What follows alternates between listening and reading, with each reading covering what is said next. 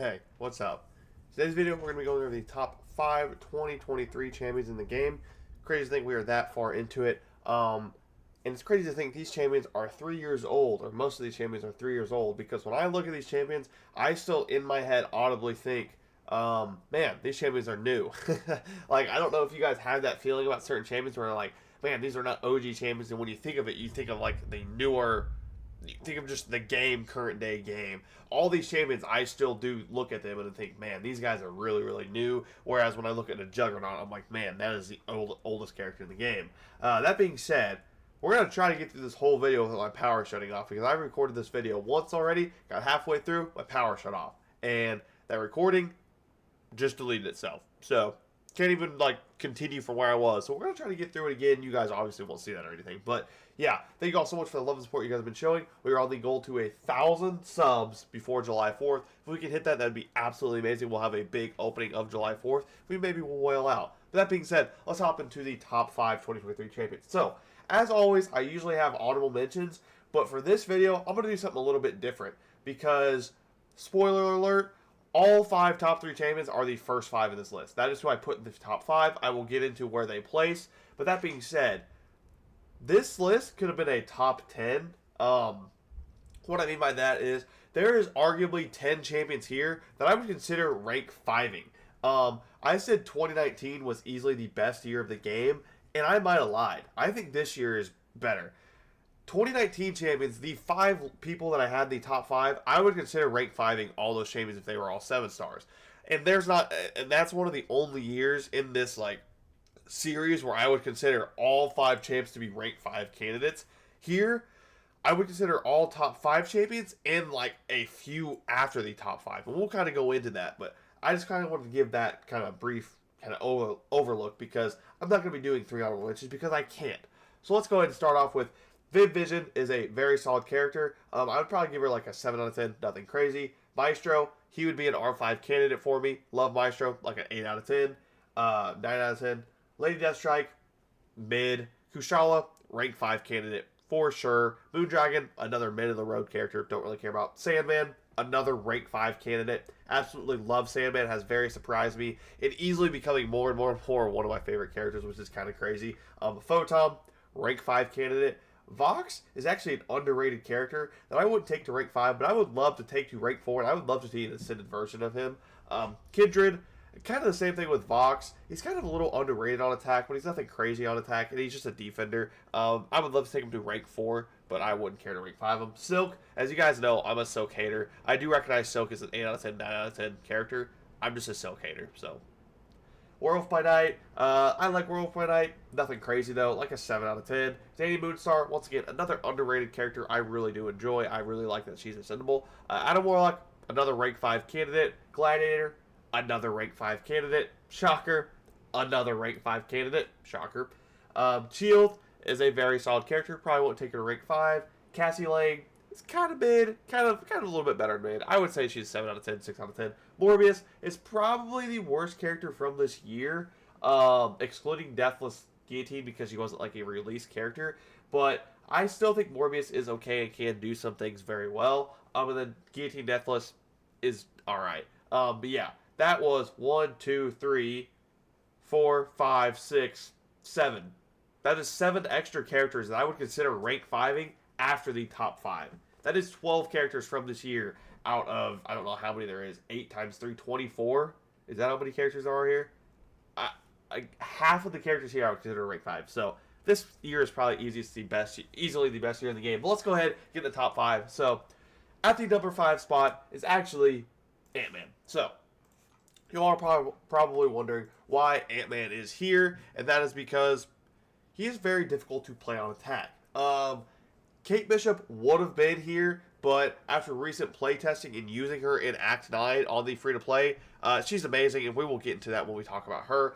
But Ant-Man, he doesn't really have that many downsides to his kit. His kit is very, very good. He is one of the better defenders in the game, has very, very strong utility in the bleed and poison and all that reduction, and the kind of like built-in safeguard mechanic with the regen.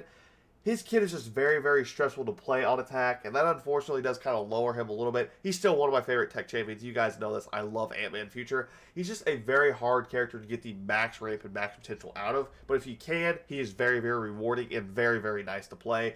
That being said, he is a very, very fun character to play. I really do like him.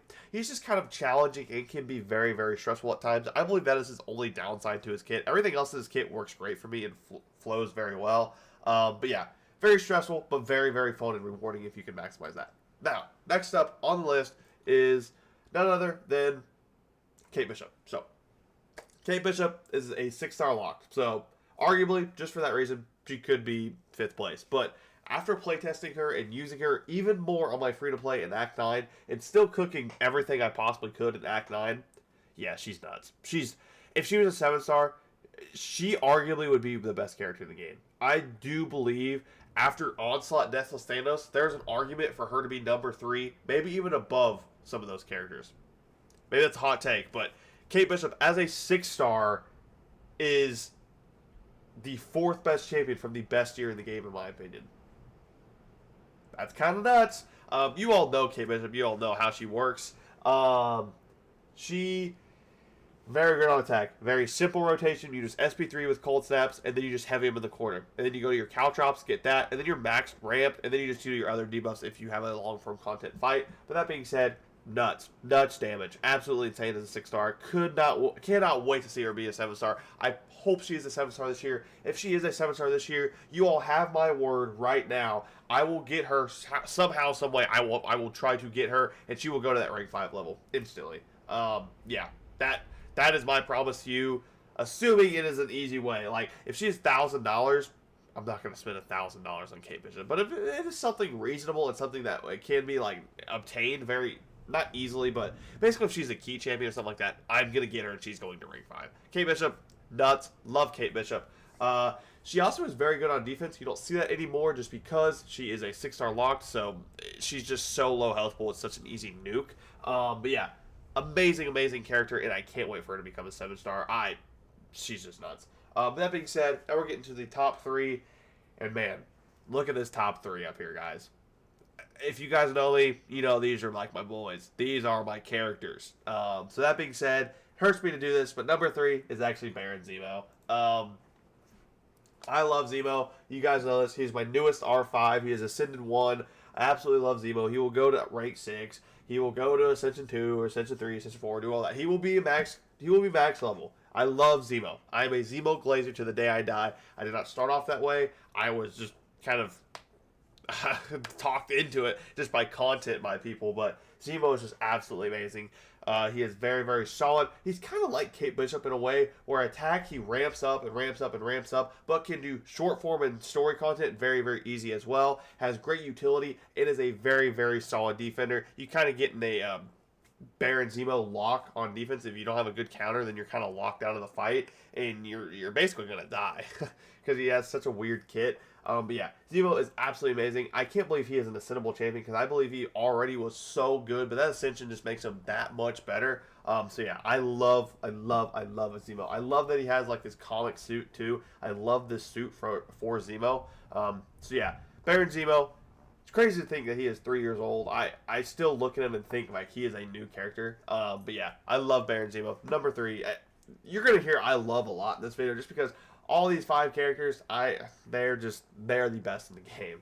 So yeah, Baron Zemo, number 3. Pains me to put him at number 3, but we had to. So next up, number 2, Absman. So Absman is just right ahead Zemo, and if Absman does not get an Ascension anytime soon, which I think he won't, Zemo will just keep power creeping until the point where he's like Ascension 2 or Ascension 3 and he's above Absman just because he has so much more power. But that being said, right now, I believe Absman still, since Zemo is only one Ascension rank ahead of him, Absman still is better in my opinion. Absman is a great character. Very, very solid damage on attack. Very, very easy to play on attack, assuming you can light intercept. If you cannot light intercept, then you're in a world of hurt. You got to learn how to light intercept. But if you can, it's basically his kit. You just want to light intercept and just throw specials. You want to heavy into a special that gives you more damage. And yeah, that's his kit. I just told you how to play Absman. That being said, his different forms give him different utility, and the fact that he has different resistances and immunities and stuff like that. It is a very fun kit. Has very great utility. Is a good long form content champion actually with the ramp up from the SP3. Nukes Cosmics, absolutely nukes Cosmics, and is a solid defender with the fact that he has a regen, a built-in regen that actually regens him pretty good. It actually is a pretty good regen. So that being said, he is a very solid defender, a great offensive attacker, and has great utility. So of course he's going to be in this number 2 spot. But you all knew it. You all knew as soon as you clicked on this video who number 1 was going to be. It's Onslaught. Onslaught, still to this day, is the best character in the game. I do think with Ascension on the rise and the champions who are able to be ascended nowadays, he is going to slowly probably lose that title soon. All it takes is just one meta character to be ascendable, and then that title's gone and it's theirs. I do believe if we're just talking about any champion in the game at any star level or anything like that, Onslaught is probably never going to get beat. But in the meta terms, as like in today's current meta, Onslaught he's still very far up there, but with Ascension he is going to lose that because I don't think he's ever going to be ascendable. And if he is, it's going to be very, very far down the road because Onslaught is just perfect. I talked about it in the last video with Hulkling. Onslaught's kit is perfect. I mean, there's nothing I would change about his kit. The only thing I kind of would change is that he would be reverse control immune, but I feel like that'd be too powerful. I just feel like it's weird that he's not. But maybe that's just me. That being said, though, his kit is just perfect. There's nothing else I can say about it. His bleed, his shock, his incinerate, like immunities, but not really immunities. They're better because you actually heal from them, are great. You apply neuroshocks, you do degens, great long form, great short form, great prestige, great defender. He is just perfect. Onslaught is the most perfect character in the game. The best kit ever. He's never going to get beat. Plus, he looks sick. Like, what else could you... There's nothing that he does not do well. He's just... Even his his matchups that you don't want to take him in, you could still take him in and still kind of cook. I mean, there are a lot of tech champions in the game. Onslaught is arguably the best 4. That's crazy. His class advantage matchups, he is still the best character for. So yeah, that being said, this is the top 5 2023 champions left. We only have 2 more videos to go. If you like this video, please consider subscribing, comment, do all that. 92% of you are not subscribed. That's what my analytics show. So if you're a part of that 92%, please consider hitting that subscribing. We are on the road to 1,000 subs by July 4th. And yeah, question of the day. Who is your favorite mutant in the game? Mine is easily probably Onslaught. But yeah, I'll catch you guys in the next one. Peace. Oh, hold on. Peace.